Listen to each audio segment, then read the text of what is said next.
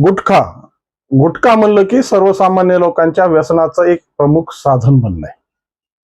आणि हे साधन ज्या पद्धतीने सर्वसामान्य लोकांसाठी सहजपणे उपलब्ध होणारा एक माफक दरात सापडणारा जो एक प्रकार आज ज्या पद्धतीने त्याने महाराष्ट्रात थैमान घातलंय आणि वास्तविक स्वरूपात बंदी असताना सुद्धा या गुटख्याची जी सर्रास विक्री या महाराष्ट्रात सुरू आहे त्याच्या मागे सगळ्यात मोठी कारण आहेत की याला पसंत करणारा किंवा याला खरेदी करणारा हा मोठा वर्ग. भलेही काही किंमत होऊ द्या, भलेही 100 रुपयाच्या 3 पुड्या मिळू द्या, पण लोक हे पुड्या घेण्यासाठी उत्सुक असतात, आतुर असतात. जस काय यांच्या या जीवनाशी या गुटख्याचा अविभाज्य भाग आहे आणि या गुटख्याशिवाय यांची दिनचर्याच पूर्ण होऊ शकत नाही. परंतु या सगळ्या गोष्टी असताना सुद्धा, बंदीचा कायदा असताना सुद्धा या गुटख्यांची ज्या पद्धतीने भूमिका या महाराष्ट्रात मांडली गेली आणि आज तुकाराम मुंडेंसारख्या कर्तव्यदक्ष अधिकाऱ्यांना सुद्धा या गुटख्यावर नियंत्रण मिळवण्यासाठी जड जात आहे.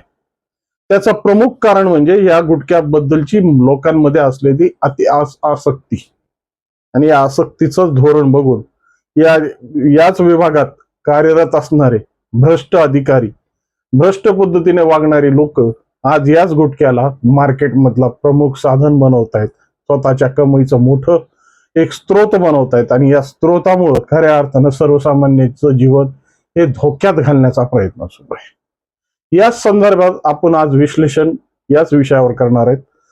नमस्कार, मी राजेश दुबे, मंथन मध्ये आपलं स्वागत आहे. 1980च्या काळात जन्मलेला हा गुटखा त्या काळात एक प्रतिष्ठित कुटुंबामध्ये एक मुखश्वास म्हणून याचा ओळख मिळाली. पानपराग, माणिकचंद, त्या काळात सगळ्यात जास्त बोलबाला होता तो पानपरागचा. पानपरागच्या माध्यमातून शशी कपूरच्या जाहिराती आणि शम्मी कपूरच्या जाहिराती आणि शम्मी कपूर ज्या पद्धतीने या पानपरागची पुडी फोडून आपल्या मित्राला देताना एक वाक्य म्हणतोय, बरातियों का स्वागत पानपराग से कीजिए. म्हणजे त्या काळात हा सगळ्यात मोठा आणि प्रतिष्ठित घरात वापरला जाणारा हा मुखश्वास होता.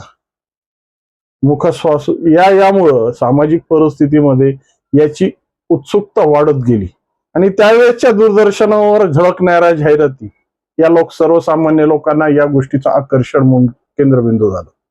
पुढे चालून या पद्धतीच्या भूमिका या सर्वसामान्य टप्प्यावर भेटू लागली. भलेही किंमत मोठी असेल, किंमत मोजण्याची ऐपियत नसेल, तरी चव घेऊन पाहू म्हणून खाणारे अनेक जण. आणि हळूहळू हा गुटखा सामाजिक जीवनातला अविभाज्य भाग बनला. कुठेही गेल्यानंतर सहजपणे तुम्हाला सगळ्यात सोपा आणि सरळ व्यसनाचा प्रकार मिळणार आहे म्हणजे गुटखा. जवळपास या गुटख्याने 2 गोष्टी केल्या.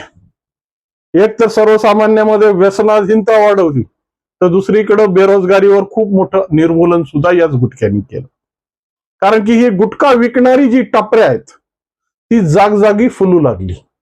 आधी पान, चुना, काथ लावणारी लोक सहजपणे गुटख्याची पुडी देऊन कमी नफा मिळत तरी असेल तर जास्तीत जास्त विक्री होत असल्यामुळं याच्यातली येणारी कमाई चांगल्या पद्धतीने लोकांना दिसू लागली आणि त्यामुळे गुटख्याचा प्रमाण आणि गुटख्याचं जे साधन आहे ते समाजात वाढू लागलं.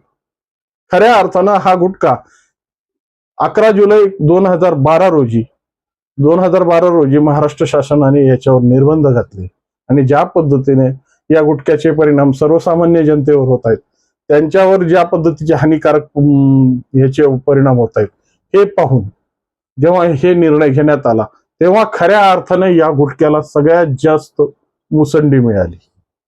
कारण की आमच्याकडे एक परिस्थिती आहे, आमच्याकडे एक प्रथा आहे, ज्या गोष्टीवर बंदी असेल ना त्या गोष्टीला जास्त चाखण्याची लोकांची सुरू होतो, त्याला खाण्याच्या संदर्भात जास्त उत्सुकता निर्माण होते आणि ही अशीच उत्सुकता सर्वसामान्यामध्ये निर्माण झाली आणि जी 1 रुपयाला किंवा 2 रुपयाला मिळणारी पुडी अक्षरशः 5 रुपयाला मार्केटमध्ये विक्री सुरू झाली. हा गोरखधंदा चांगल्या पद्धतीने फुलू लागला.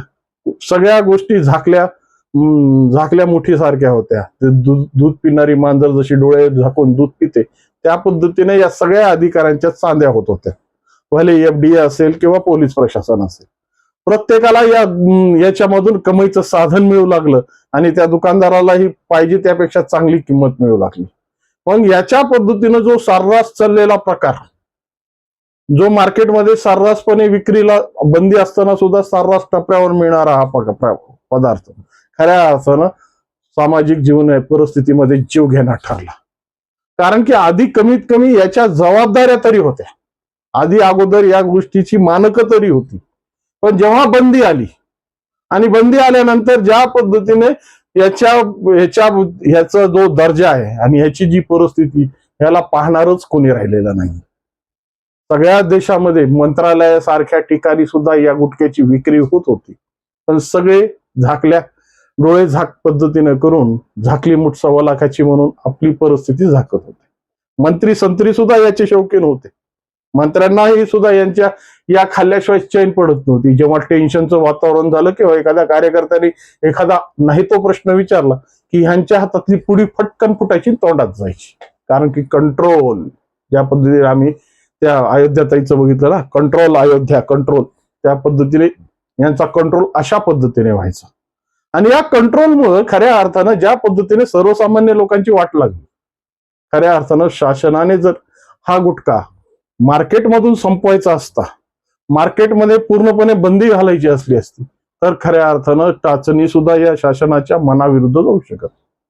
पण या सगळ्यांची पुरवणी आणि ज्या पद्धतीने हजारो कोटींचा व्यापार, हे दोन गोष्टी पाहून खऱ्या अर्थानं इलेक्शन मध्ये सगळ्यात जास्त फंड देणारी आणि सगळ्यात जास्त रसद पुरवणारी, नायते कार्यकर्ते पुरवणारी ही माफियागिरी खऱ्या अर्थानं शासनाच्या पटलावर पडली आणि अधिकाऱ्यांचीही खिजे शेकत होते. परंतु कर्तव्यदक्ष अधिकारी आले की या गुटख्यांची परिस्थिती थोडी चिघळायची, मग आपोआप मार्केटमध्ये रेट वाढायचे आणि सर्वसामान्यांना न इलाज असतो त्याच किमतीत ती गुटख्याची पुडी घेण्याची वेळ यायची. परंतु आजही ज्या पद्धतीने तुकाराम मुंडे साहेब या FDA चे आयुक्त आहेत, ज्या पद्धतीने मोकोका सारखा कायदा याच्यावर पारित केलाय, जे कोणी विक्री करणारे, जो कोणी खरेदी करणारे आणि जो कोणी या संदर्भात सापडणारे त्याच्यावर मोकोका लागणार आहे, तरीही आजही या गुटख्याची विक्री सर्रासपणे चालू आहे. या संदर्भात कसल्याही पद्धतीचा कुणीही आक्षेप कोणाचा नाही, कारण की सगळेच व्यसनाधीन आहेत. कोणीही असो, प्रत्येकाला गुटख्याची पुडी लागतेच. त्यामुळे आता या गुटख्याच्या पुडीवर नियंत्रण आणणार कसं, हे तुकाराम मुंडे साहेबांसमोर खूप मोठं आव्हान आहे. कारण की तुमच्यातले अधिकारी, मंत्री संत्री, कर्मचारी, जनता ही सगळी या गुटख्याच्या परिस्थितीमध्ये भरडली गेलेली आहे. आणि त्यामुळं आज तुम्ही जितक्या धाडी टाकताल, जेवढे कठोर उपाययोजना करताल, तेवढ्या याच्या किमती वाढणार आणि अधिकाऱ्यांचा हप्ताही वाढणार. त्या हप्त्यांची जी भूमिका आज खऱ्या अर्थानं खिशे गरम करण्यासाठी वापरली जाते ना, ती सगळ्यात मोठी याच्यातली कळीचा मुद्दा आहे.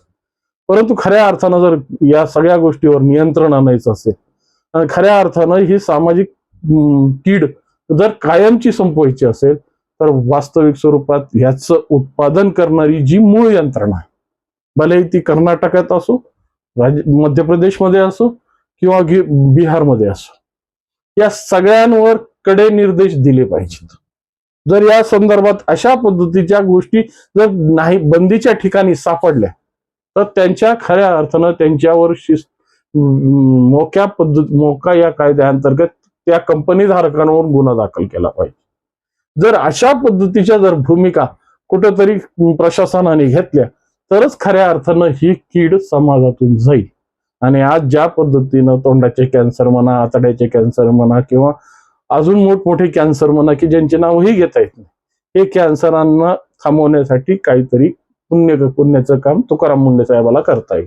पण तुकाराम मुंडे साहेब, यासाठी तुम्हाला यंत्रणा आणि परिस्थिती दोन्हीही सांभाळण्याची गरज आहे. त्यामुळं या कायदा तुम्ही पारित करून अधिसूचना आणून काही उपयोग झाला नाही. आजही मार्केटमध्ये पाहिजे त्या प्रमाणात, पाहिजे तितक्या याच्यामध्ये गुटखा आजही मिळतोय. तुमच्या अन्न व औषध विभागाच्या सचिवालयाच्या आजूबाजूला सुद्धा याची प्रमाण आहे. पण ह्याला रोखणार कसं, हे आता तुमचा मुद्दा आहे. त्यामुळे या संदर्भात कशा पद्धतीच्या कारवाया करायच्या आणि कशा पद्धतीने या गुटख्यावर बंदी आणायची. तुकाराम मुंडे साहेबांना जर या संदर्भात काही तुम्हाला सूचना द्यायच्या असतील तर निश्चितपणे कॉमेंट्समध्ये कळवा. आणि व्हिडिओ आवडला असेल तर लाईक, शेअर आणि सबस्क्राईब करायला विसरू नका. नमस्कार.